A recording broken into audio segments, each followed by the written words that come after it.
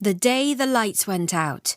Power cut hits millions. No light, no heat, no trains.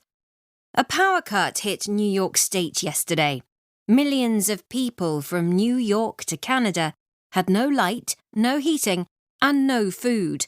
30 million people had no electricity for 13 hours.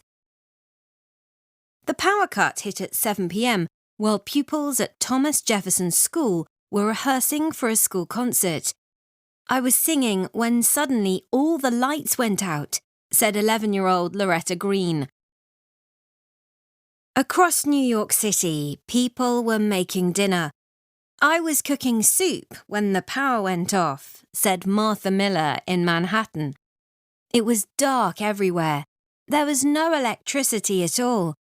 My cooker is electric, so it stopped working. We had to eat biscuits for dinner, and it was really cold because there was no heating. 12-year-old Natasha Spendak was travelling home. My train was leaving the station when the lights went out, she said. The train went dark. A woman screamed and then it stopped, in the dark. It was really scary. Ambulances and hospitals were busy through the night. The traffic lights stopped working, so there were some bad traffic accidents, said James Fenner of the New York Ambulance Service.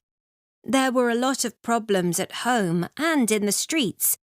Some people broke an arm or a leg. There was no moon last night, so travelling by car was very difficult. It was really dark in Times Square, said Mario Bolatelli, a police officer. A lot of people left their cars in the street and walked home. At New York Zoo, an elephant escaped. The lights went out while we were feeding the animals, said Marnie Sherlock of the zoo. Someone forgot to close the gate, so the elephant escaped and walked down the road to the supermarket. It's okay now, though, and is safely back in the zoo. Why was there a power cut across a large part of North America? The answer is a squirrel.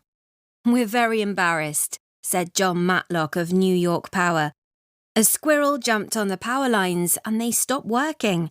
It was an accident. We're very sorry.